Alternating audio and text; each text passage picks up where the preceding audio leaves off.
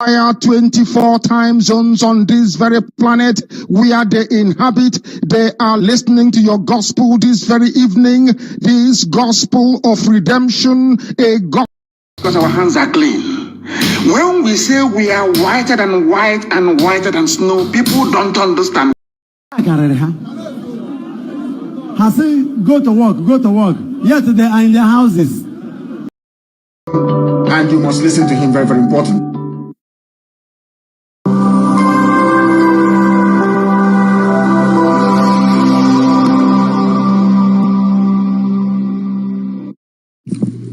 IPOB, one family. Biafrans all over the world. If we want safety and security for our people, then let's continue to support Eastern Security Network. All donations are welcome. No contribution is too small or too large. Do your part, knowing that freedom is in our hands, and together we must all rise to the occasion. Go to our website to make your contribution, www.ipobinUSA.org/donate. And remember that freedom is not free, but together we restore it, farm by farm, forest by forest, house by house, and street by street.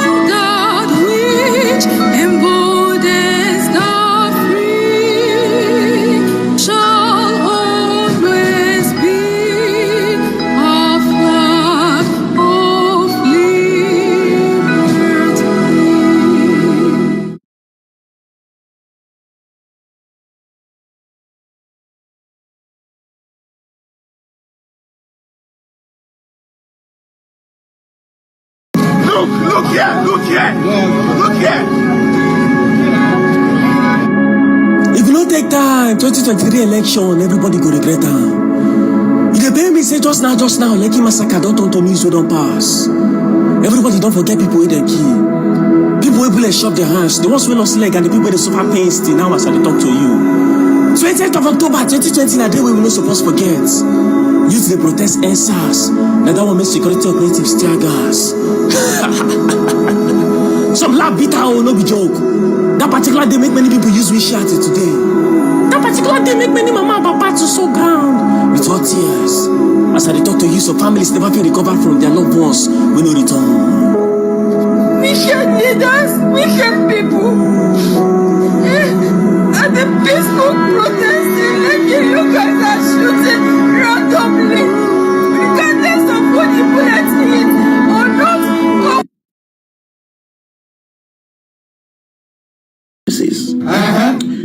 Are you aware that the Dangote refinery?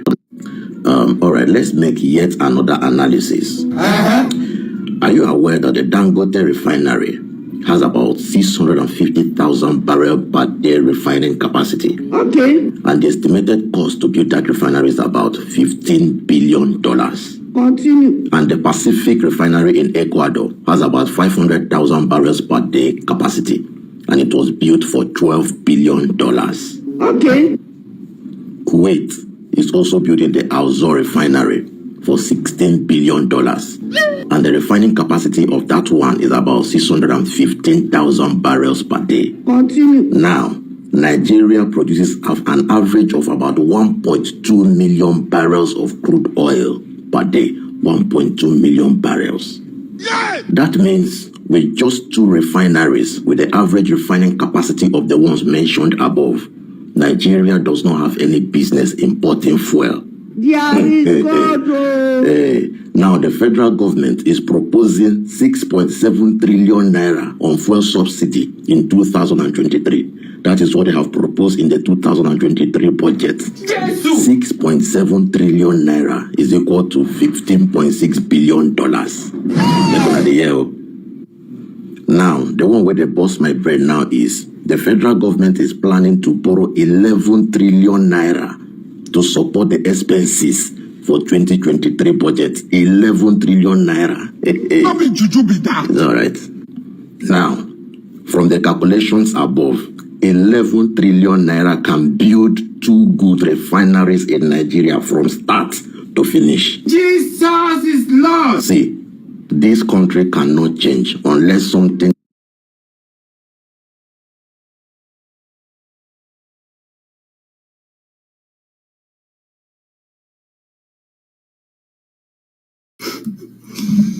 Good evening. Good afternoon, fellow Biafrans. Good morning, depending on where you are watching from. This is live and direct on Voice of Biafra, 97.5 FM. Live and direct on Enter Biafra Channel 1, Channel 2. Live and direct on Enter Biafra live streaming app. Live and direct on Enter Biafra YouTube channel, and of course on IPOB Autopilot media platforms. We are live and direct this evening to continue the exposition and to continue to educate the world and those who are yet to understand that Nigeria is falling and Nigeria will break next year. And if Nigeria do not break in next year, Biafra will break itself out of Nigeria. And so this program we are having every day is to tell you the reasons, to make you understand the reason we are going to do anything, including fighting, including throwing bombs on Nigeria. If they don't let us go, we are going to throw bomb at them until they let us go next year. I want you to underline the word. We are going to throw bombs at Nigeria next year. We will throw that bomb until they let us go.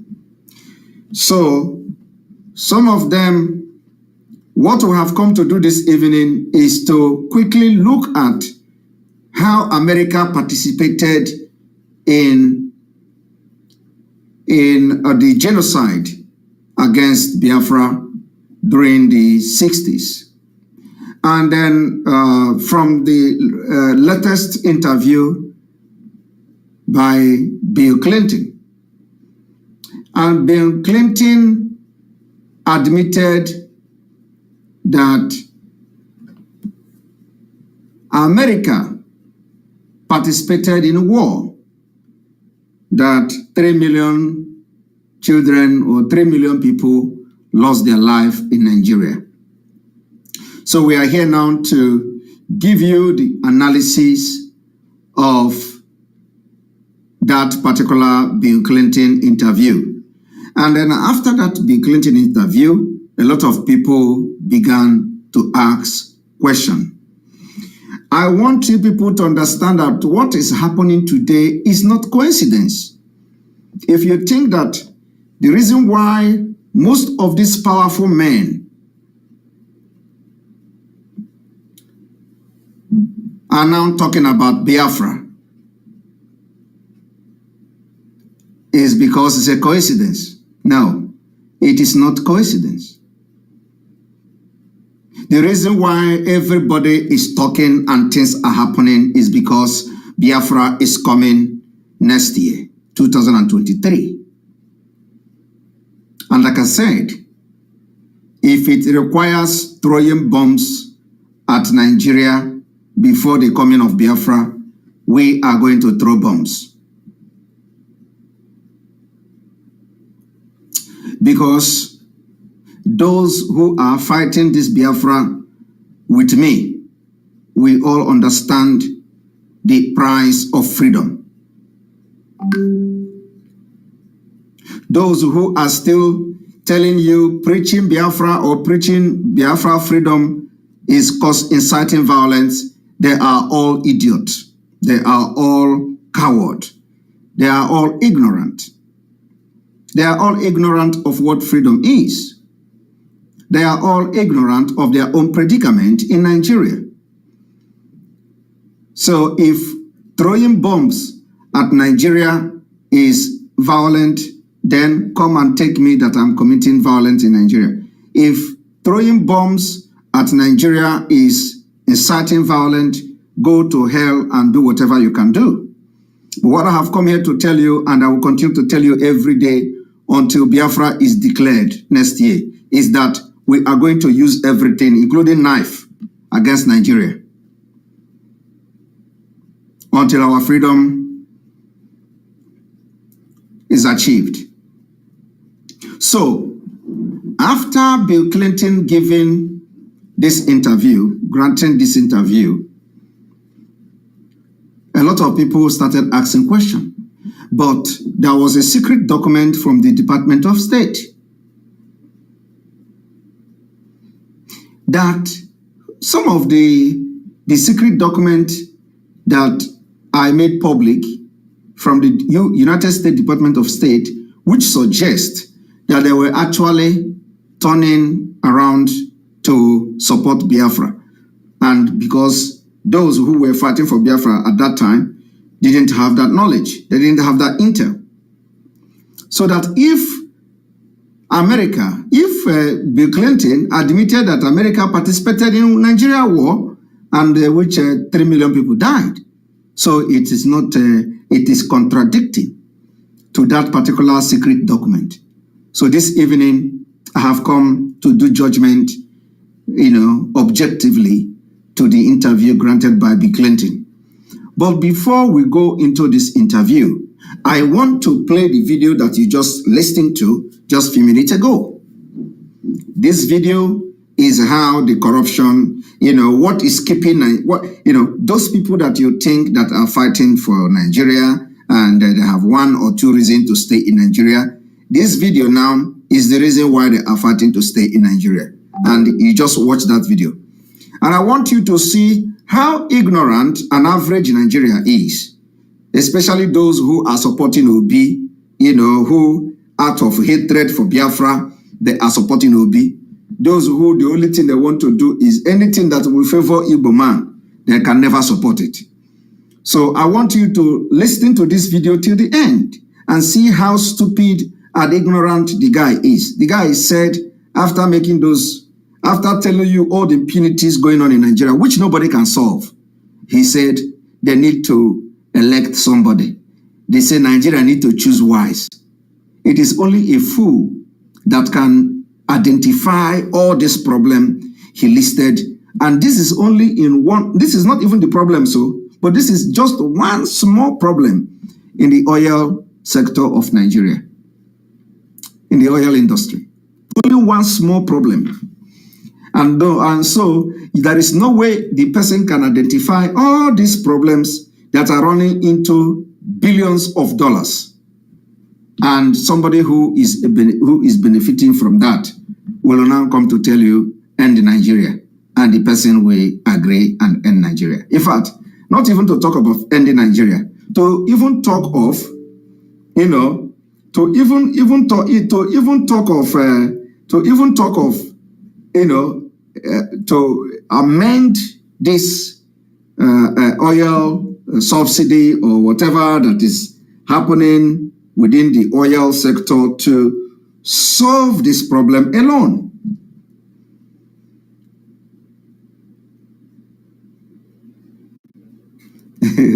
Somebody is saying that my cap is a bishop cap. Okay? Somebody say my cap is a bishop cap. It's not a bishop cap. This is Simon Ekpa style of cap. You know, Osibanjo have his own cap. Osibanjo's cap is cap of Wankbi. Wankbi cap. Do you people know what is Wankbi? You know what is Nkbi? Nkbi? Nkbi is the one that the head, you know, the head of Nkbi is, if you don't understand Igbo, sorry for you, because this one, the name is only good in Igbo language. So it is called Nkbi. Nkbi have a very, funny shape in the forehead. So don't mention the name in English. It is more better in Igbo language. So Nkbi have, a funny shape in the head. So the head will come and be like this, So if you look at Osibanjo, if you look the face of Osibanjo, I'm sorry, this broke me down. But on a more serious note, some of you may not have thought about this, but so some of you may not have thought about this, but believe me, my mind goes far. My mind goes very far. I think what ordinary people don't think. Okay. I'm sorry. One thing about me is that I think about what ordinary people don't think. So, and that is what makes me different. So if for an ordinary person, believe me, ordinary person would never thought about what I'm saying now. When you see Osibanjo and look at the cap, the shape of the cap of Osibanjo, it is like Nkbi, the forehead like this. So so every time I see Osibanjo, the way the face look at the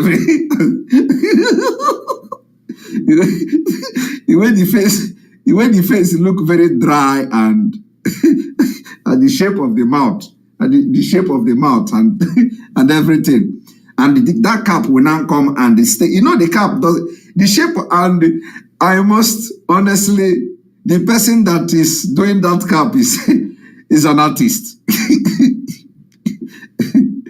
I am telling you, whoever that is sewing that cap, that is one of the best artists. So that I am telling you the fact, that person, whoever that is making that cap, if that person dies, that is the end of Osibanjo's fashion, because nobody will be able to do that. How can somebody, I think a lot of things. How can somebody, how did Osibanjo get the shape of such cap? So anyway, I just want to make this side comment to make you people relax a little bit, so that your brain can take what I'm about to do today. So I want everybody to listen to this video and see that some people don't have brain. Let us go there.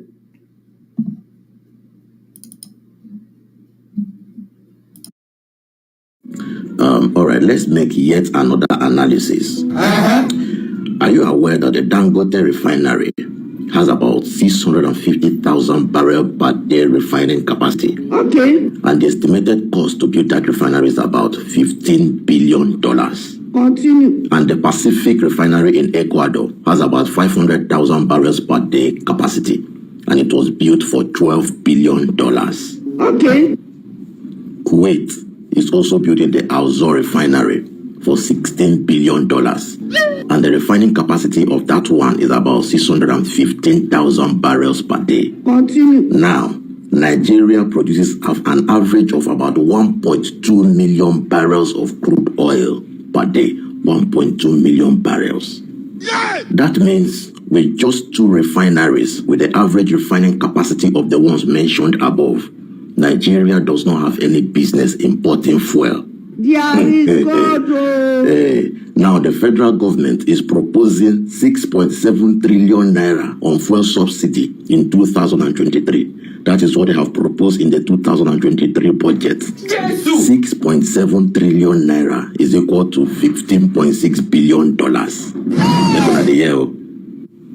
Now, the one where they bust my brain now is the federal government is planning to borrow 11 trillion naira to support the expenses for 2023 budget. 11 trillion naira. It's all right. Now, from the calculations above, 11 trillion naira can build 2 good refineries in Nigeria from start to finish. Jesus is Lord. See, this country cannot change unless something drastically changes about our leadership. 2023, we need to vote wisely. Did you hear that? Did you hear that? My problem is that, you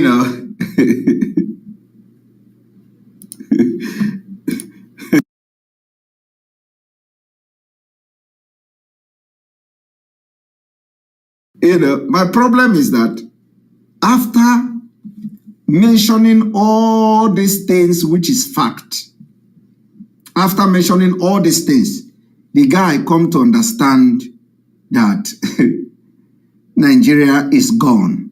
And then he went further to say they should vote wisely. That is where the stupidity of the highest order, come in. That is to show that none of the people following Nigeria have brain, because you can't actually identify all this problem. And for you to have known where this problem is coming from, for you to have identified this problem, means that you know where the problem is coming from. Yet, he is telling you to vote wisely. What is your vote going to change? Is your vote going to change the refinery, or what led to the refinery? No, or the vote is going to make you, your vote is going to change the fact that they are going to borrow money for the budget. And let me tell you, they are telling you to vote wisely, as if there is somebody somewhere who is going to do magic. Okay? Now, when they tell you that you have to vote wisely, okay? There is no other thing, there is no other person. Voting wisely to them is either that you are going to vote Tinubu. Voting wisely to them is either you are going to vote P2B. Voting wisely to them is either you are going to vote Atiku. But I believe from this person now, his voting wise is that you vote P2B. Now, P2B knows exactly what this man is talking about, and they are receiving the pressure from us. Now look at what P2B is saying. P2B said, any president coming in 2023 will face domestic external challenges in Nigeria. And this was P2B who few days ago was boasting and telling you, give me your mandate, I will not complain. I will not do like other people who will come to tell you, it was the same, it was other people that did it too. If you vote me as a president, I will not come to tell you that, no, I am serious. You think I'm joking? Now let me show you the video. P2B said, vote me and you are going to enjoy me, and I will not tell you that look at other people, and so therefore vote me and vote me and vote me. So I am going to now show you P2B, where P2B is telling you if you vote him, you are not going to hear him tell you to, you know, where is the video? Where is the video? One moment. Where is the video? Moment. No. You know, our own is, everything is evidence. We will come with evidence. We don't do Ojoro. I will come with evidence of what I'm talking about. Where is it? Where is it? It will be say, vote me. I will make sure. Here we go. Here we go. Here we go. Here we go. All right.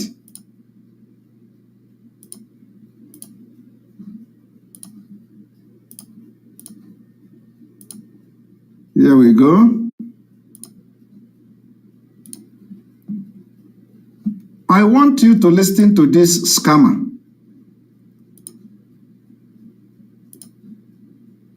Nigerian people. Great Nigerian people. Comrades and friends, it's my pleasure to be in your midst.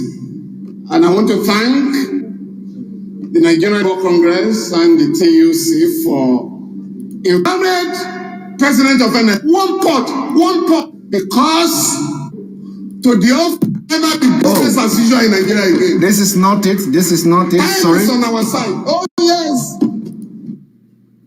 This is not it. This is not the video. You know, I didn't prepare to play this video. You know, this bit of the video. But anyway, so this is not the video. This is not the video. But anyway, some of you know the video I'm talking about. In case if I didn't get the video, but I want. It is in the same place. It is in the same place. In this same place that it will be made as that comment. So it is in this same. In this same place.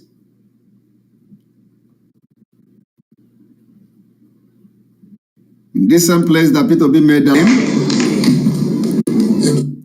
So I will not go into wasting my time to look for that video. I think I will play it again because I did not come here, you know, because when I'm talking, sometime I will just make mention of something and then I want to show it to you.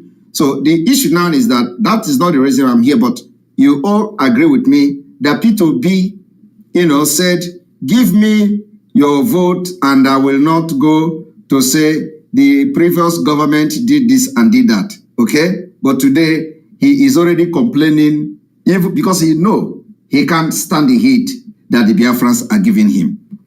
Apart from that, he cannot also stand the heat of the Fulani because they know he is fake and he is trying to take more than he can chew. So, you know, it is quite disheartening that after this guy discovered all this problem, he said, vote wisely. He knows the vote cannot change anything. And I also wish to remind you that in the same vein,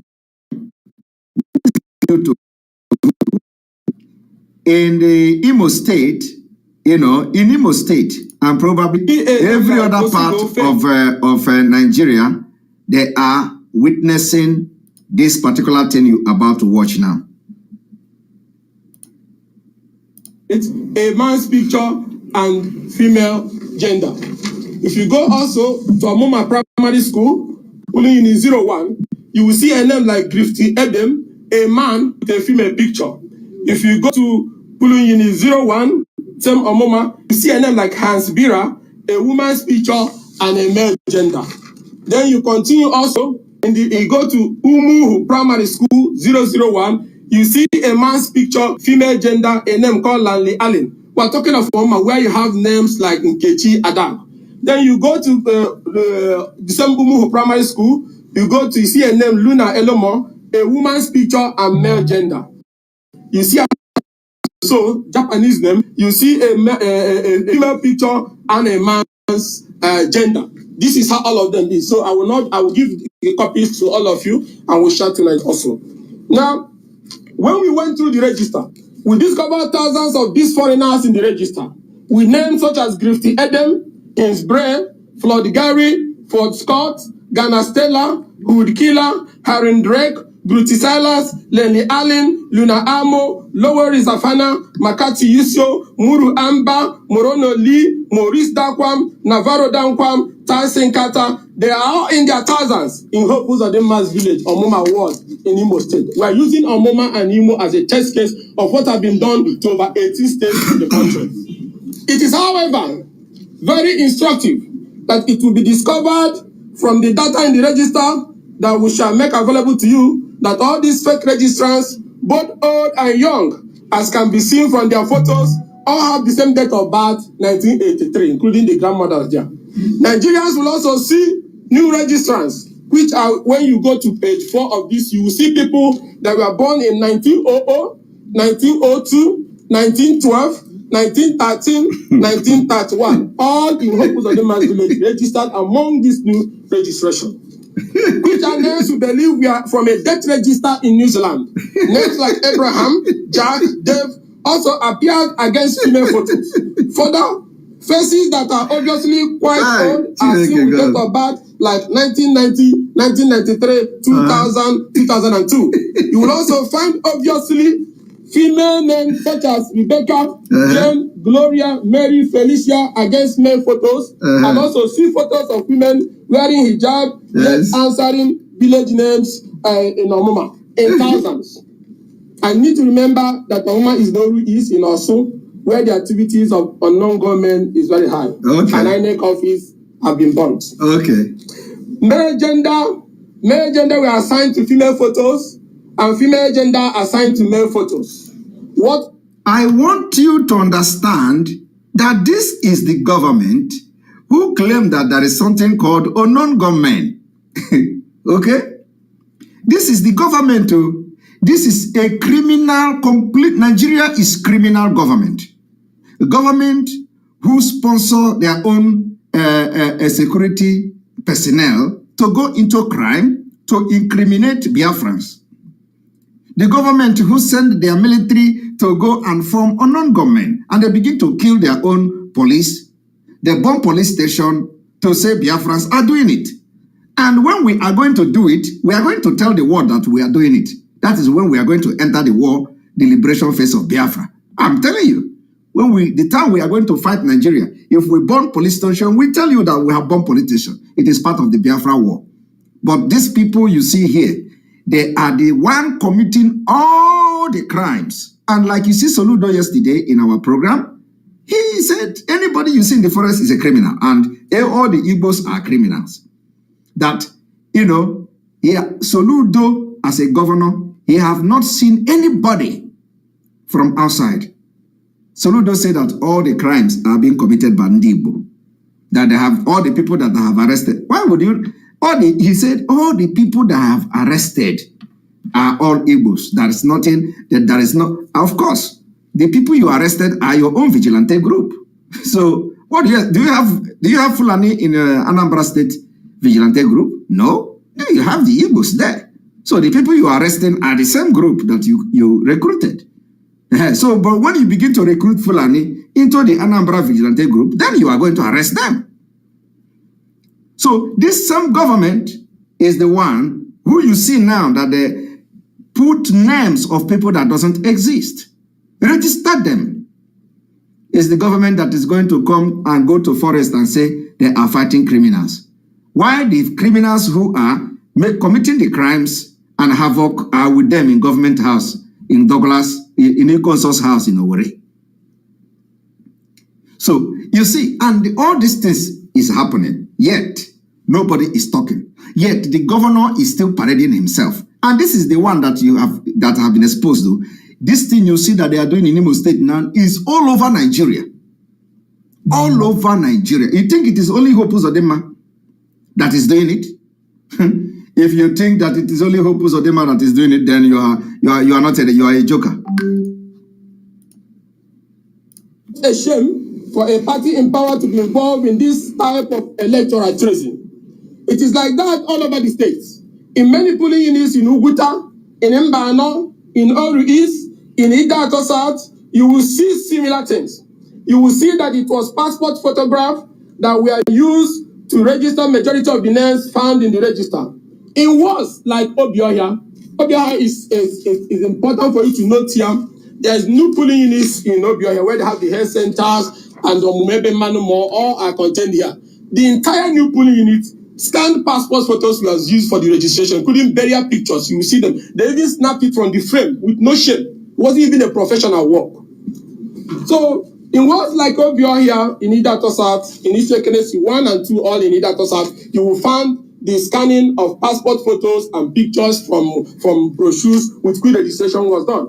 And all of you remember that the beavers captures the picture of the person it is registered. So how come people had access to the password and were able to upload passport photos and burial pictures and created names for them to be registered? It is like that, statewide and nationwide, in almost the 22 APC control states. It is very obvious from the register that these were not captured human faces, but photos that were captured and uploaded to the register with fake names and fake biometrics. At this juncture, it is right we ask some questions to the APC, the presidency and security agencies. Who generated these photos and these foreign names, whose real identities are exposed when you search them from the government? How did the APC and their agents and those behind this monumental fraud get access to the machine committed this thing? A name like Go Faith. All right. I have been supplied video I was looking for, the video of P2B. The video of P2B. So we are going to listen to the video. One moment.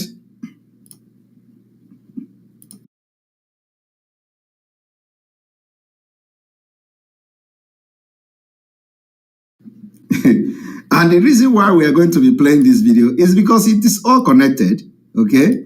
It is all connected. So let us let us listen to it.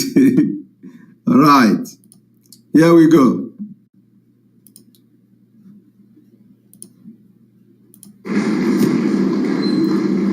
Please be seated, please. The president of NLC, first, let me sincerely apologize that I came in here before this event started. It was not my fault. However, I take responsibility for it. Somebody said, I will call you, know when you're going to come. I left UK last night, arrived Lagos this morning, took the very first flight by 6:30, arrived Abuja by 8. And when I arrived by 8, I called someone and said, when you're ready, tell me I'll be here. And I kept saying, are we ready? We are going to start. But that I own up, I was late. I sincerely apologize. Number two is that a retreat organized by Labour and Labour Party. My job here is to listen. Because it will be one of the most disappointing and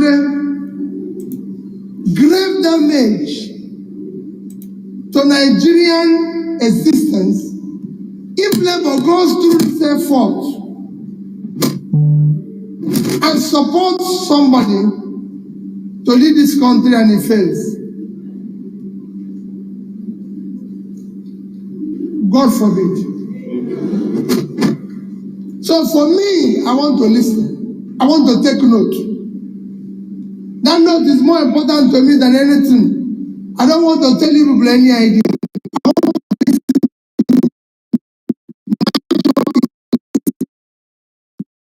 that you don't go there and start giving them excuse, because what we are used to in this country is for people to go into office and start saying what they saw when they get in there. To see it when I get in, I want to hear it now, so I know what to do when I get in there. They are clapping. You people hear that? He said he is not going to be part, or he's not going to be a president that when he get there, he is going to say, oh, we didn't expect this. You know, this one happened and it was a fault of the other, and without even getting there yet. He is already telling you that incoming government will face domestic and external challenges already. And it was after he made this speech. It was after he made this speech. You all know when he made this speech.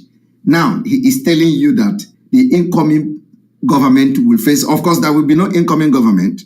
But just to tell you, somebody who is not coordinated, somebody who is not real, somebody who is not actually, wanting to be president, somebody whose activity has nothing to do. He fear Atiku. This man, if he see Atiku, he can pee in his pant. Atiku is pressing him like this, like button. This man can leave his wife, his family, and abandon all of them for Atiku. And the reason why he is doing that, I do not know. Because Atiku is not the one who started him business. Atiku is not the one who... what is Simon Ekpa know? How can I know? Okay, I will not even say what I don't know. How can I know that it is not Atiku? You see, what you don't know is bigger than you. So let me narrow this. Let me narrow this thing, because who knows when they started? How can I come now from nowhere to tell you who P2B is? Okay? But we do not know why is P2B fearing Atiku. Now, listen.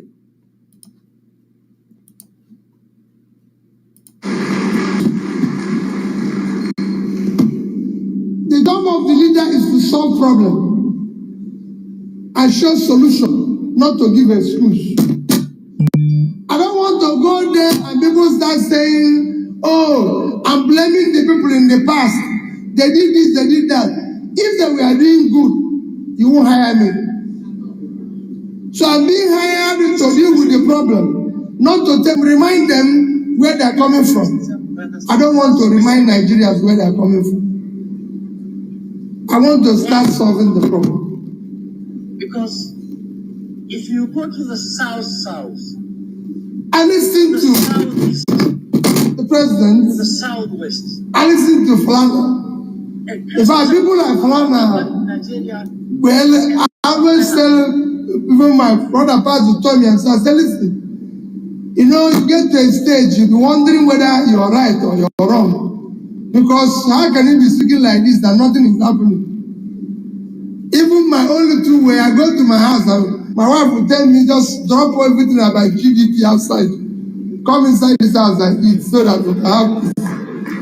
Did people hear it? This is the one I want to play. He said, if you go to his house, the wife would tell him, I was telling people this the other day, you thought I was joking. He said he'll go to his wife. The wife would tell him, drop all this GDP. Drop all this GDP outside. So that we're not going to have problem. Because the wife knows it's a fake. You are calculating GDP in a country that doesn't have data.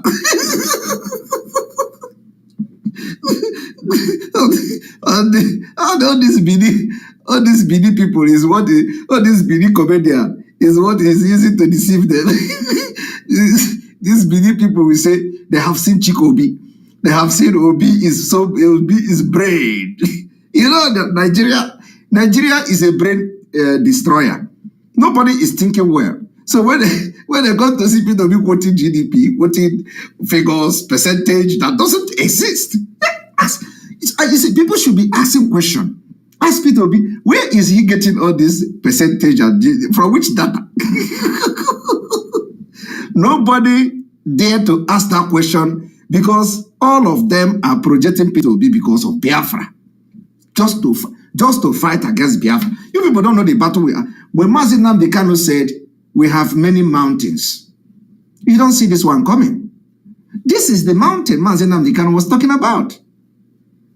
He said the wife, even his own wife, say, if you come, please drop that your GDP outside. Don't bring it inside this house. Because the wife can't stand it. With the wife, you know, there are some kind of, the thing even your husband can be doing. You can't stand it. No matter what. You can't. It will be becoming like a joke, but you can't stand it. So the wife cannot stand all these lies Peter Obi is telling. Because you know what you don't know is bigger than you. You don't know what they discuss on the bed. When two of them will be lying in the bed, and there will be Peter Obi will be telling him, this Nigeria, this the contract I discussed with this and I discussed with the Prime Minister when I was in London. This task they give me, you need to be speaking to convince people. You need to, even if you are not sure, you be very serious and say these numbers. The wife will be telling him, but these numbers does not exist. It does not exist, but this is Nigeria. It doesn't exist, but you should understand that this is Nigeria. So, they'll just allow me, let me continue. Because at least, don't you see that people are believing me? So, and the wife, conscience will continue to judge her. That is what I am telling you. This is what they discuss inside their bed when they are lying down, meditating on the things that have happened the whole month. Obi will be telling the wife that, let me continue. The wife will say, but this GDP is not true. The GDP is not true. So it has come to the extent that the wife no longer want to be hearing Obi with GDP. So if you want, go to stupid Nigerians and preach GDP. Don't bring it inside this house because I know you. Okay? Obi, I know you. I know you and I know your GDP. Don't bring it inside this house. Keep it outside and deal with the foolish Nigerians. So the GDP, you yourself know GDP does not exist. Where is Obi getting the GDP? Nothing. He's just making calculation and the GDP and this and that. And then he tell you 90% of children in Nigeria is this, 20% of... How many people in Obi village is counted in Nigeria census? No, this is our own is simple arithmetic, practical. Ask Obi, how many people in his own village, in fact, village is too far.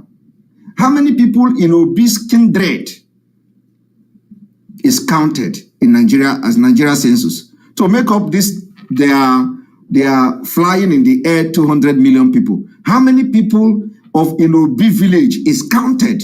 Obi cannot tell you, even from his own village, he cannot tell you people that have been counted in Nigeria census. But Obi is telling you GDP that doesn't exist. So I have been able to prove what I want to prove. I have been able to prove that Obi is a liar. Obi told you he want to go to Abuja and he don't want to complain, that he want you people to tell him the thing here. After listening to this thing, Obi went and said, the people coming, we face domestic and the external challenges, which is the thing he promised not to do in this place. He promised not to complain. He promised to be a problem solver. And now he is not a problem solver. He has become the problem himself and complaining and complaining and complaining. Obi is just ordinary scammer who have come to scam you and scam Biafrans and make you to lose focus on the Biafra agitation. And that is why we are fighting him bomber to bomber to make sure he do not even distract us a bit.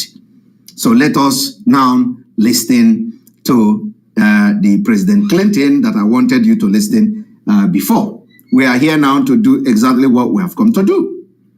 I want you all to listen.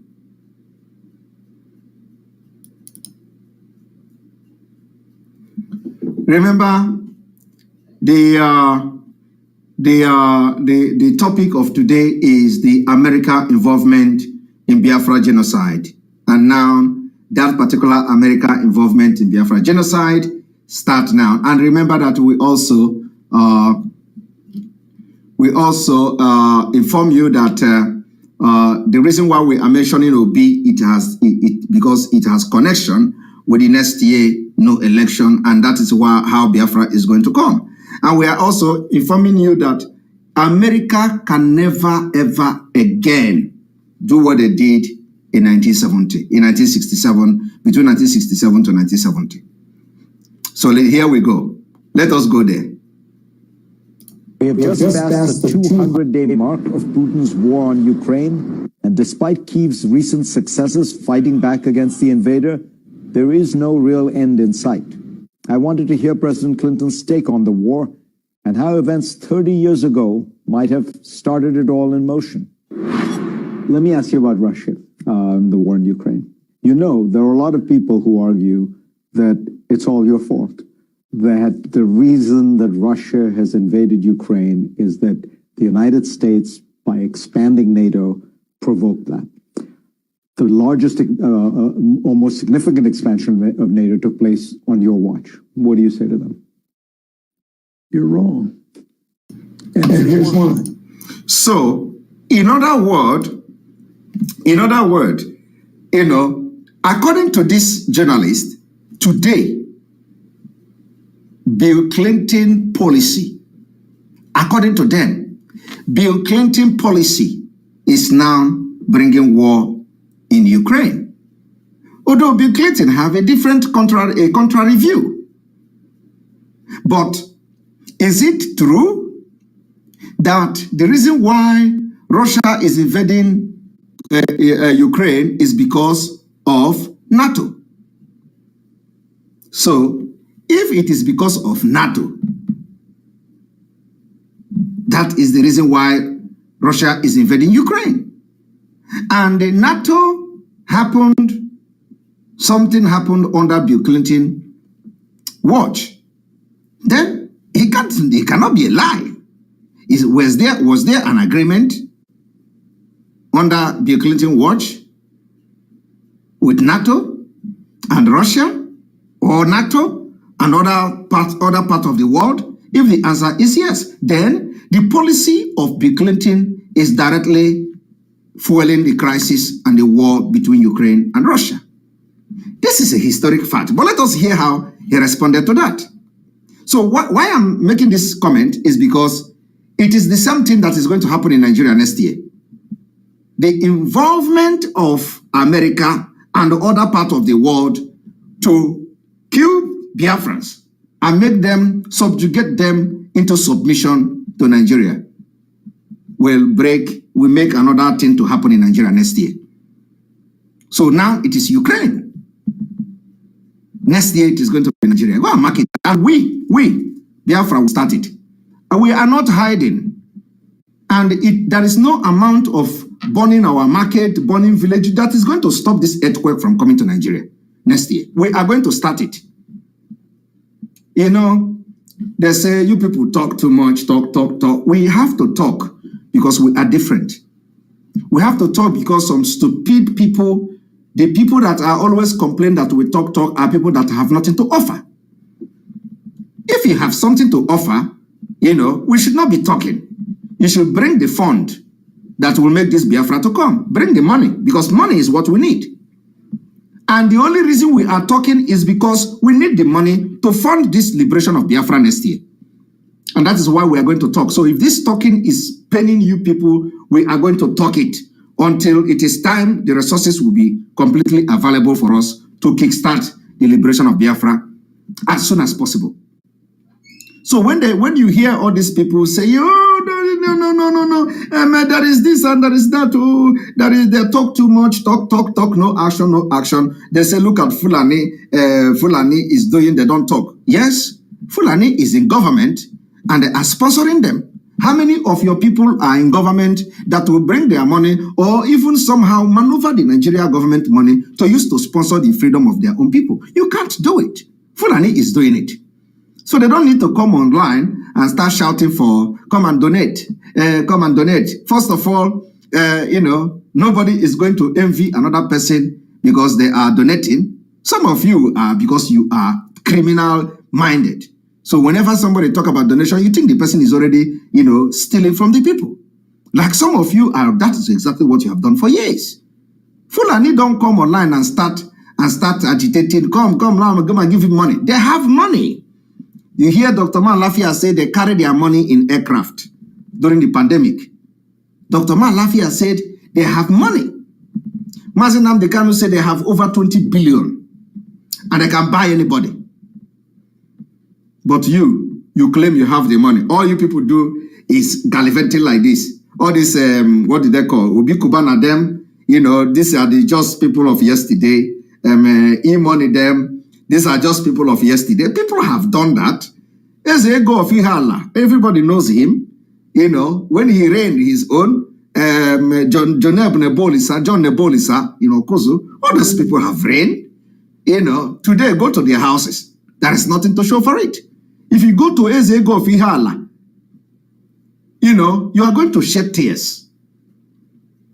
Today, all of them, all these boys, they are gallivanting. And one thing is that their so-called investment is not secured. If they have that investment in Europe, do you know what it means? That is lifetime investment. But in Nigeria, they can wake up tomorrow and everything is gone.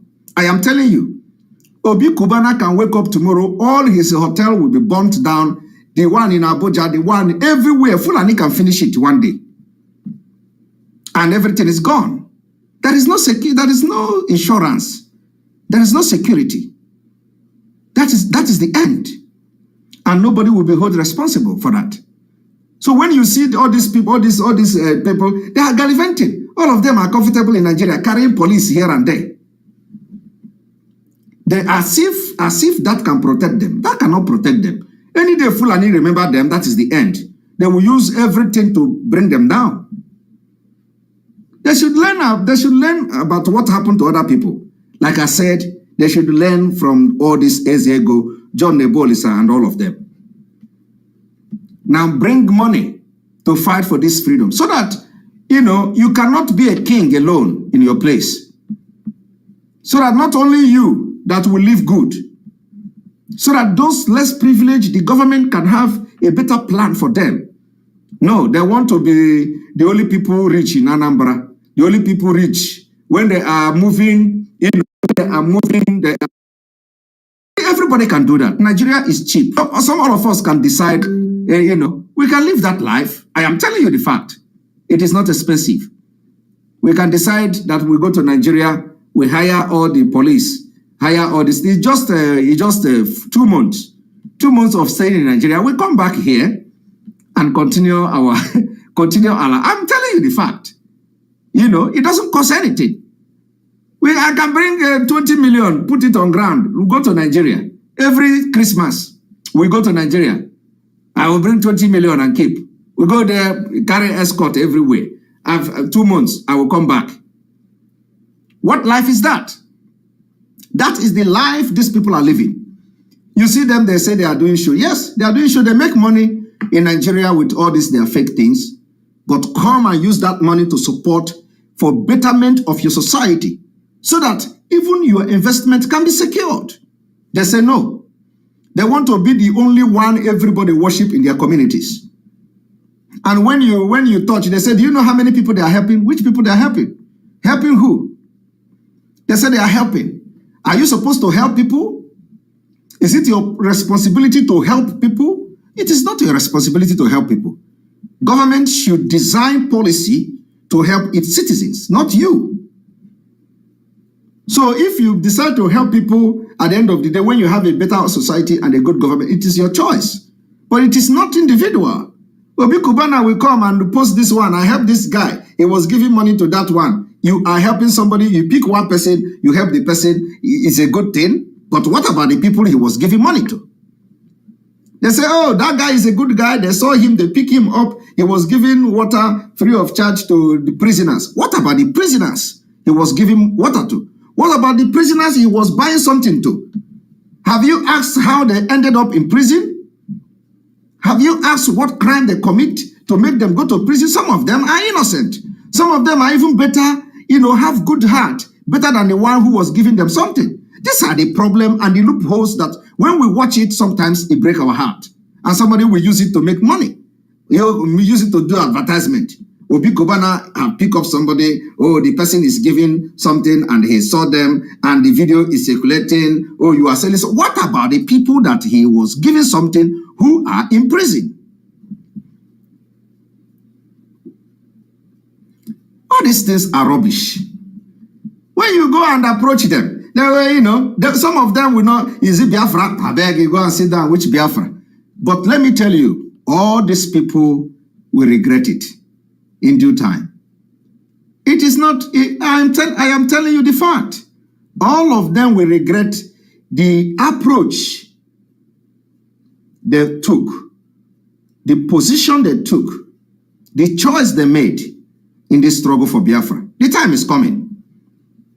Because at the end of the day, they will come to us and they are going to regret the choices they have made. What I'm telling you is going to happen. Because by the time they begin to see water, and they begin to hear and they see the green light of Biafra, they are going to make a turn back. And it is not going to be easy for them. We will make things difficult. I am telling you. Because how can we come? We are fighting for Biafra, fighting for the betterment of everybody. Some of us have our jobs and everything. We just leave it. And put time. Because, they have business. Some of us have our own business as well. So we know how to, work with our time. And then go to them and say, bring money for Biafra. They will tell you which Biafra. They never believe Biafra is coming. But let me tell you, next year will be a historic year. And these people who think that Nigeria have favored them and they can, they can be anything they want to be, gallivant in their villages, go on convoy, and deceive people and make everybody to worship them, they are going to regret the choice they have made against Biafra. Now, I want us to listen to this, because that is what we have here to do.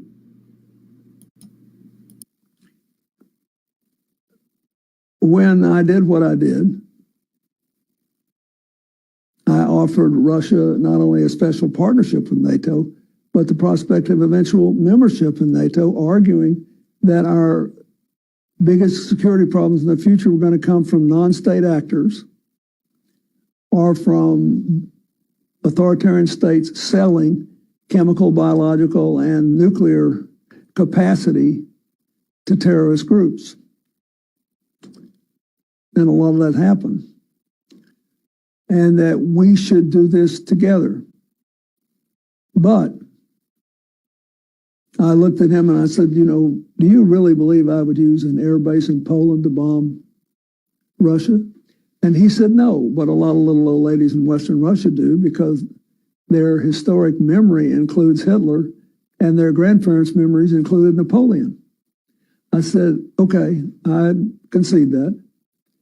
But our historic memory includes the notion that your greatest days were under Ivan, Peter the Great, and Catherine the Great. In other words, when you could control your neighbors. And people don't want to be controlled anymore. Did you hear that? Bill Clinton, in his old age, people don't want to be controlled anymore. Of course, it's not as if, that is a government as such, no, but people don't want to be controlled anymore. When he talk about people don't want to be controlled, he talk about nations. He's not talking about individual. I don't want to be no. He said people. In this context, Bill Clinton was referring to people as a nation, like nation of Biafra, people of Biafra, indigenous people of Biafra, people of Biafra don't want to be controlled anymore, especially by Fulani and the British. And that is what is going to happen in 2023. So America cannot do that mistake for the second time.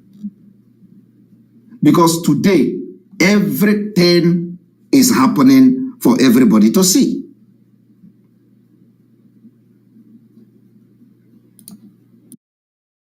They want to be free to chart their own course. I'll never forget the first time a man with impeccable military credentials, the warden of Rhodes House, who was Admiral of Viscount Montgomery's aide de camp in World War II, said, you know, you're going to have to leave Vietnam. For the same reason we had to leave Nigeria. We left Nigeria, there was a horrible war, 3 million people died, but we had to go, and you're going to have to go. And I said, why? Did you hear that? The same reason they have to leave Nigeria. That in Nigeria, there was a horrible war that over 3 million people had to die in Nigeria, and they had to leave. Now, somebody was watching this video and made a comment that if the actual America participated like this, then it contradicts the analysis where I was exposing the secret document of the Department of State that they were turning for Biafra and the war ended. So, and that is quite actually, the person did not understand Bill Clinton very well. So Bill Clinton said that America had to pull out of Nigeria, that it was a very horrible war, not pulling out of Nigeria, but pull out of the war against Biafra. When Gowon, in that secret document that I exposed, Gowon was requesting for, requested for that America shouldn't allow the aircraft for the Red Cross to come to Biafra. And the American president as then also turned that request down. So it was when they actually pulled out. But at first, they participated in everything Gowon and Nigeria government was doing against Biafra people. But then when Gowon made a request that they shouldn't allow that flight to bring any aid to Biafra land, the American government turned that particular thing down. American government also warned Gowon that nothing should happen to that plane. And that was towards 1968, 69.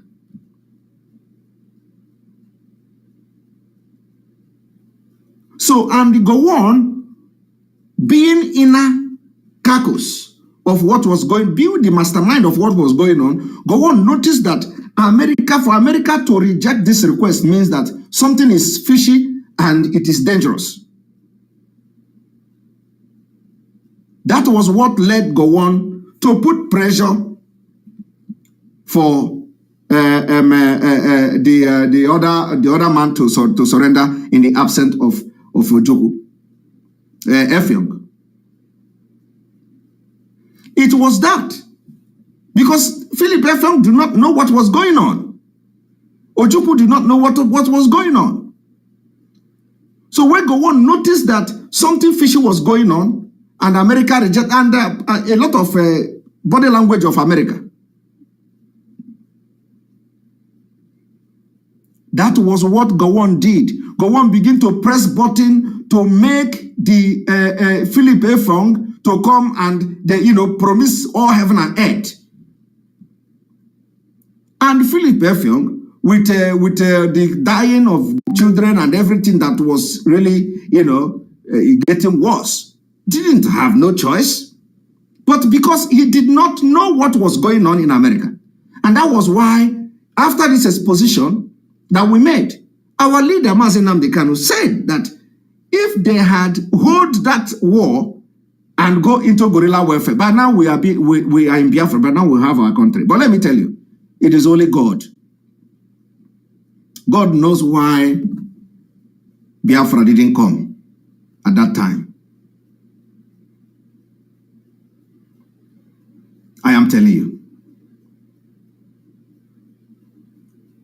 God knows why Biafra is going to come. Because Had they been there, went to the bush and start guerrilla war, America would have stepped in with the dying of the children, and America already was turning back to support Biafra. That is how things work. And the people who also were supposed to be for Biafra, they sabotage it. That was why some of them, they call it Ifejuna and all that. The one that went to London, and instead of him to fight for Biafra, he began to fight for his personal pocket. There are other people in America, all of them sabotaged. It will never happen again. So when you hear Bill Clinton saying they pulled out of Nigeria, they had to pull out of Vietnam, they have to pull out of Nigeria, it's because they actually, and yes, they had to pull out of Nigeria, and it was that time America was turning its back against Biafra, against Nigeria. So Gowon was, Gowon played the first one because he had the intel. Gowon was communicating with America, and Gowon has privileged information, not that America told him that they are going to support Biafra, no. But the actions, the policies that America was beginning to adopt that time made Gowon to sense that something is fishy. Of course, because he has Britain advising him, and so everybody, so the Britain was very putting pressure on Gowon and making sure that the Biafra people succumbed, which they finally succeeded, and they did. But this time around, we have learned our lesson from what our forefathers did, from what our grandfathers did. We have learned our lesson, and we will deal with Nigeria this time around very ruthlessly. We are going to revenge everything Nigeria did to us in this coming year. Anybody that say you are going to support Nigeria against Biafra in the liberation phase, you will collect water. You will collect it. And let nobody say we are bad. Let nobody say we are doing something, because believe me, let nobody talk. You people don't know what we are doing for your future. You don't know what we are doing for your existence. See all these things that some people are saying, Nigeria this, Nigeria this. You are actually feeding the python that will turn around to swallow you. Nigeria lifespan is just like this. If we fail to break Nigeria next year and get Biafra, believe me, you are going to see, you know what that pastor said? He said, you are going to enter 10 times, 7 times worse than what you have now. In your condition in Nigeria. It's going to be worse times 7. And we can never allow that to happen. So let us listen to Bill Clinton narrating how they dealt their involvement in Biafra war. He said, because they don't want you. People want to chart their own course. They have to feel secure in their own identities. Then they have to have the courage to work with others. And this is not easy psychologically. Did you hear that? People don't want to be controlled. They want to secure their own identity so that by then they will have courage to work with others. That is what exactly what we are fighting for. Bill Clinton, during the time, if it was when he was a president, he will see things differently. But today he's saying something very reasonable, that people don't want to be controlled again. They want to safeguard themselves. They want to guide themselves. They want to make laws and policies according to their own, I would say maybe self-determination, and they want to govern themselves, protect themselves and all that, so that they will have the courage to work with others. Today, is that working in Nigeria? The answer is no. Are we secured in Nigeria? The answer is no. Do we have the same value system in Nigeria? The answer is no. So, and by the time Biafra come, we now understand ourselves and begin to govern ourselves, make policies, develop according to our own space. We can now stretch our hand to work with anybody who wants to work with us. Do you understand me? Now let us listen to him.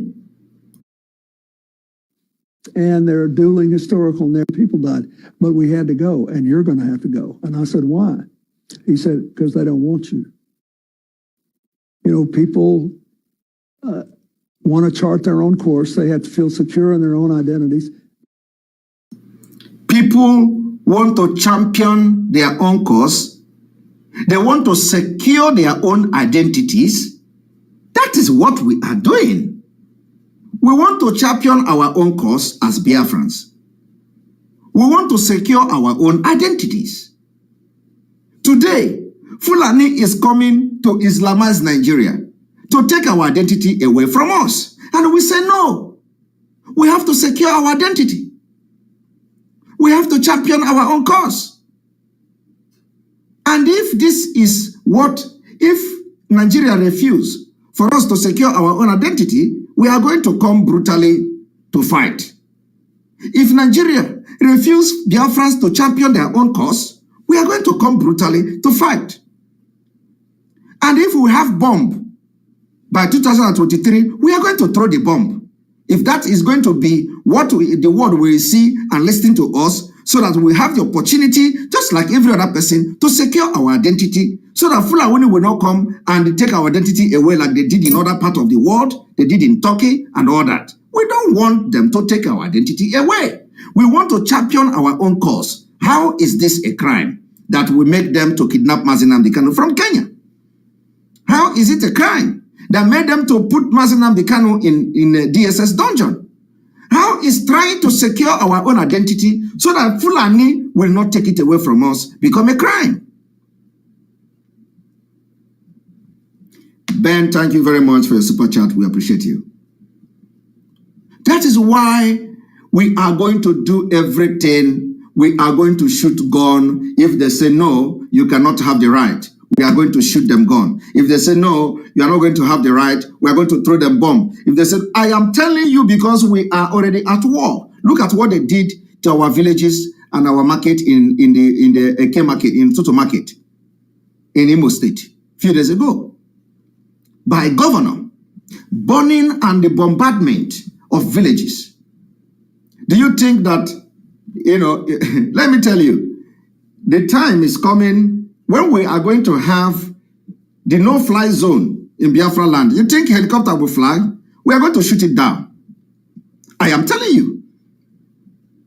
When we are going to start, see that helicopter, if that helicopter fly and go back, then you know that Biafrans are not ready. We are going to shoot everything down. And let me tell you, there is nothing. You see, when we are saying it, let's say, oh, don't talk. And we are going to say it because Nigeria is the worst country on earth. The policy of Nigeria have affected every Biafran brain. You people are not thinking like human beings. So I have to be saying certain things to make you begin to think. If we have the required resources, they think I will come and talk about this. Or you will just wake up and begin to hear boom, boom, boom everywhere.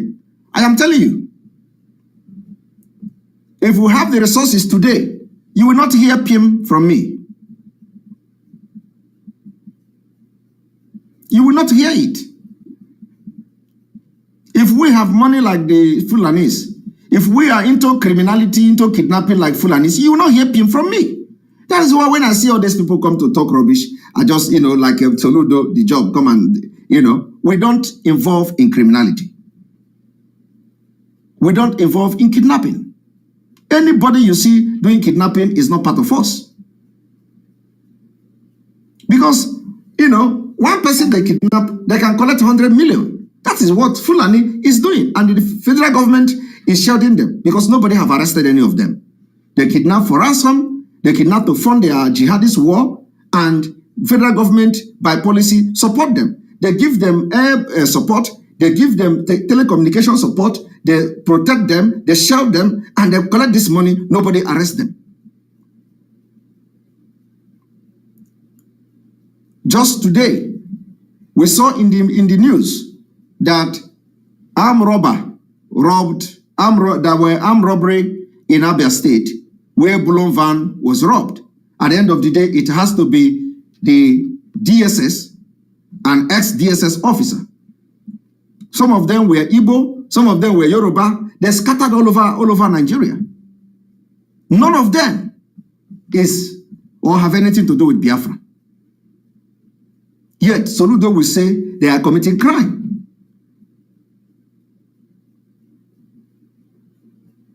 So how can you make this add up? If we are into kidnapping, it is against Biafra. And if we are into kidnapping, you will not hear pin from us because we are going to use the money to fight Biafra. Well, we're not going to do that because crime is crime. And we condemn every criminality in Biafra. If we catch you committing kidnapping, if we catch you kidnapping. And the worst part of it is that we have challenged them. Allow us to deal with these kidnappers. Both the one that is from Igbo, both the one that is from Fulani. Give us 3 weeks. We will chase them away. But they cannot. Yet, they continue to call us criminals. Give us 3 weeks. 3 weeks. And don't come to attack us when we come out to deal with them. But they will not. So, these people knows that Biafra agitators don't care about all those nonsense they are saying. They say that the kidnapping is lucrative business in Nigeria. That is to Fulanis and to those who do it. And of course we agree because we have seen where people are paying 100 million. We don't even have, we don't have such money in Biafra struggle. If we have it, we will not be making noise. We will not be making noise. We want to fight Biafra genuinely, without any criminality in it. And that is what we are going to do until Biafra comes next year. Because we're already almost at the end of the tunnel. And we're going to see the light. Now let us watch. Then they have to have the courage to work with others. And this is not easy psychologically. And there are dueling historical narratives, but to go back to your original case, I am more convinced today than I was then that we did the right thing. When President Putin made no secret of the fact that he thought the dissolution of the Soviet Union was a great tragedy in world history, he made no secret of the fact that he thought President Khrushchev that we did the right thing. When President Putin made no secret of the fact that he thought the dissolution of the Soviet Union was a great tragedy in world history. He made no secret of the fact that he thought President Khrushchev or Premier Khrushchev had done a terrible, terrible job in giving Crimea to Ukraine. And that he only did it as a gift, assuming Ukraine would be always part of the Soviet Union. So, and I remember talking to him about this. I said, I got a deal with Russia to respect the territorial integrity of Ukraine. And I got the British to go along and NATO to go along, and we all signed the deal. He said, yes, you did. But he said, Yeltsin never got it confirmed in the parliament because, they did, they had all these nationalists there. He said he never got it confirmed in the parliament, and therefore I'm not bound by it, and I don't agree with it. I mean, I don't see how we could be surprised by all this. Are you people hearing that? Thank you very much, Ben, for your super chat. We appreciate it. Are you hearing what excuses Bill Clinton is giving? That he had an agreement with Russia over Ukraine. In that agreement, Britain was part of it. The same Britain was part of it. NATO was part of it. And then it happens that Bill Clinton did not have it confirmed by the parliament. Do you understand that? So, according to Clinton, because he did not confirm this agreement in the parliament of the United States, what Clinton is not asking himself, what about other countries? What about Europe? What about EU? What about Britain? have they had this particular agreement confirmed in their own parliament? So, so if it is not binding in America, what about other countries of the world that were part of the agreement? Have they also confirmed it and become binding, and they are also part of the member of NATO? So is America going to pull out because Clinton did not have it confirmed by the parliament, while other countries that made up NATO actually confirmed it and they recognize it and it is binding to them?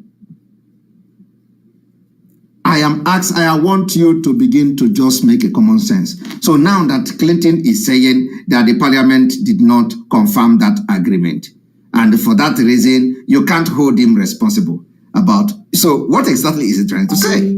So the whole thing here is that you cannot continue to control the people forever. The time will come when they are going to take their own destiny into their own hand. And that is what we are going to do next year. We are going to do it next year. We are taking our own destiny into our own hand in Biafra. And the world, they are going to hear us. The world will hear the rise of Biafra for the second time. The kepu is everywhere. People are talking. People that matters are talking about Biafra today. And we are going to make the world to hear about Biafra for the very second time. It will be like an earthquake. Believe me. It will be like an earthquake.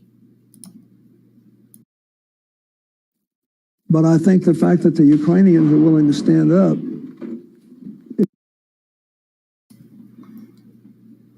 Yes, people say that there is comment. You have to stop commenting and go to hit the like button. We are going to go on commercial, and when we come back on commercial, we want to see at least 2,000 likes. We have on YouTube alone 3,300 watching, and we want you to at least hit the like button so that other people will know that you are watching very interesting program today. So on that note, we are going to on commercial, and as we go on this commercial, please, we encourage you to hit the like button.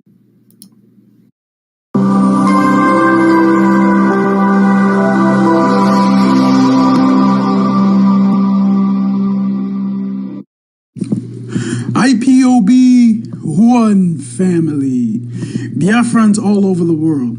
If we want safety and security for our people, then let's continue to support Eastern Security Network. All donations are welcome. No contribution is too small or too large.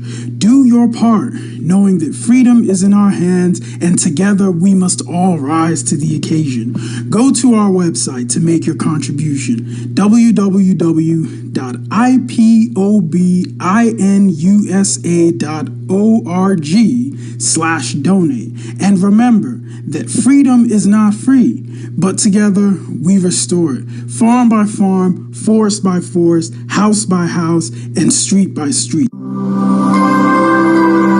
Celebration and commendation, not just for attaining the milestone of 80 years, but for his contribution to Nigeria's economy, social and political development.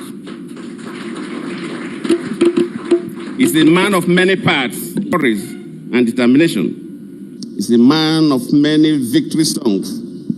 And every chapter of his life tells a story about the virtues that have defined his greatness and sustained his relevance for 8 decades. On the political turf, Chief is an understatement, peace builder who has continued to place the unity and progress of Nigeria above personal and other prerogative.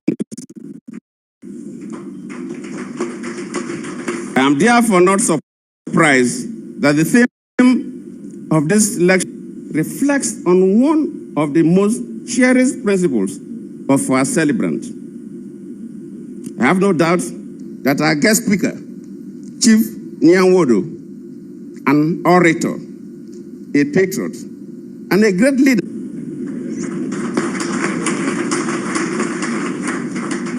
They epitomize resilience amid adversity and fortitude in times of despair. These are the virtues we need to emphasize now more than ever, given our nation's challenges. Looking at our political evolution from amalgamation to the independence struggles, the First Republic, military adventurism, and now we are talking about the Fourth Republic. The quest for Nigeria's unity has been a dominant topic in our political history and political discourse. To achieve this, all stakeholders must work in unity of purpose to achieve this dream. In fact, when I received the invitation to be here to chair this occasion, and I looked at the topic, Igbo Quest for Nigeria's Unity, these are things that agitate my mind. I started thinking about how we've been having this conversation about the unity of Nigeria. And I reflect back at some of the prominent statements made by some of our founding leaders. And I feel that probably this will help us to have a conversation on the Nigerian unity. I just brought four, not to bore you. First, and I quote, not my statement, Nigeria is not a nation.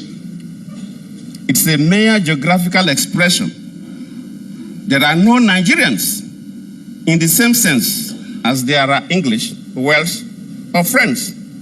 The word Nigerian is merely a distinctive appellation to distinguish those who live within the boundaries of Nigeria from those who do not. This is accredited to Chief Obafemi Awolowo, the former Prime Minister of the Western region. The second one, and I quote, it is true that we politicians always delight in talking loosely about the unity of Nigeria. 60 years ago, there was no country called Nigeria. What is now Nigeria consisted of several large and small communities, all of which were different in their outlooks and beliefs. The advent of the British and that of Western education has not materially altered the situation, and the many and varied communities have not knit themselves into a composite unit. This is accredited to Sir Amadu Bello, former Premier of Northern Region. The third, and I quote, since 1914, the British government has been trying to make Nigeria into one country. But the Nigerian people themselves are historically different in their backgrounds, in their religious beliefs and customs, and do not show themselves any sign of willingness to unite. The Nigerian unity is only a British intention for the country. This is was said by Sir Abubakar Tafawa Balewa, the former Prime Minister. The fourth and the last, let me not bore you. And I quote, each of our three regions is vastly different in many respects, but each has this in common, that despite variety of languages and customs, or differences in climate, all form part of one country which has existed as a political and social entity for 50 years. We need to go and hit the like button. We need to see at least 2,000 likes as we are back again with this position. This video. So we want you to hit the like button and let us continue. Identities. Then they have to have the courage to work with others. And this is not easy psychologically. And there are dueling historical narratives. But to go back to your original case, I am more convinced today than I was then that we did the right thing. When President Putin made no secret of the fact that he thought the dissolution of the Soviet Union was a great tragedy in world history.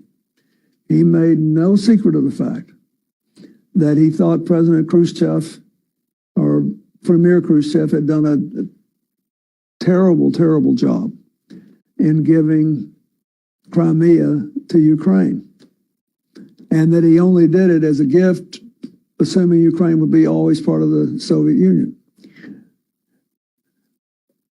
So, and I remember talking to him about this. I said, I got a deal with Russia to respect the territorial integrity of Ukraine.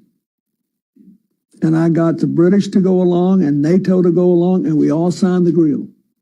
He said, yes, you did. But he said, Yeltsin never got it confirmed in the parliament because, and they did, they had all these nationalists there. He said, he never got it confirmed in the parliament. And therefore, I'm not bound by it, and I don't agree with it. I mean, I don't see how we could be surprised by all this.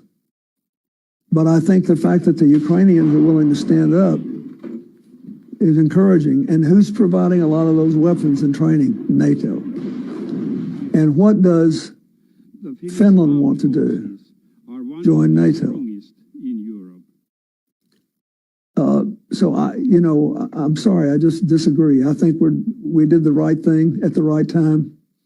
And if we hadn't have done it, this crisis might have occurred even sooner. But you can't tell people, you're supposed to tell the Poles they should live for the rest of eternity with the insecurity. Did you hear what he said? He said, according to him, they did the right thing at the right time. And even though they wouldn't have done it, this crisis would have occurred earlier or later. So which means, the same thing will be Biafra. It does not matter that you participated in killing 3 million Biafrans today. Today, we are out again.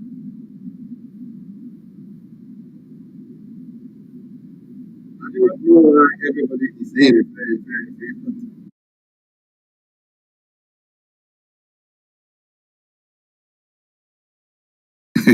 Right. So he said, that even though they didn't do it, this whole thing would have actually happened at the end of the day. Now let us listen to him.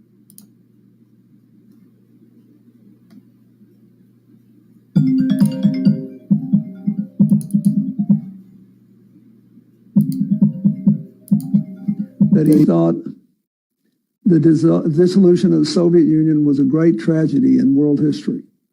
He made no secret of the fact that he thought President Khrushchev or Premier Khrushchev had done a terrible, terrible job in giving Crimea to Ukraine, and that he only did it as a gift, assuming Ukraine would be always part of the Soviet Union. So, and I remember talking to him about this. I said, I got a deal with Russia to respect the territorial integrity of Ukraine. And I got the British to go along and NATO to go along, and we all signed the deal. He said, yes, you did. But he said, Yeltsin never got it confirmed in the parliament because, and they did, they had all these nationalists there. He said, he never got it confirmed in the parliament. And therefore, I'm not bound by it, and I don't agree with it. I mean, I don't see how we could be surprised by all this. But I think the fact that the Ukrainians are willing to stand up is encouraging. And who's providing a lot of those weapons and training? NATO. And what does Finland want to do? Join NATO. So I'm sorry, I just disagree. I think we did the right thing at the right time. And if we hadn't have done it, this crisis might have occurred even sooner. But you can't tell people, you're supposed to tell the Poles they should live for the rest of eternity with the insecurity that Russia won't try to come after them again, or the Hungarians, or all the others, the Baltic states. Really, after what they did they ever want to be in the Soviet Union? And the Czech Republic, of course, was the most democratic of all and the best managed from the fall of the Cold War for the next 10 years. They have to follow the Berlin Wall for the next 10 years. All right. I am off for a very important meeting, and they've just called my attention now. And so we're going to end this broadcast here, and we'll continue tomorrow. Very, very important. May God bless you. May God bless Biafra.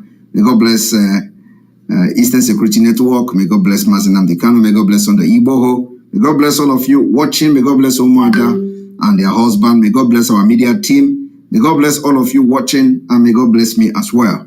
From here, from me is good evening. Thank you very much, and see you tomorrow.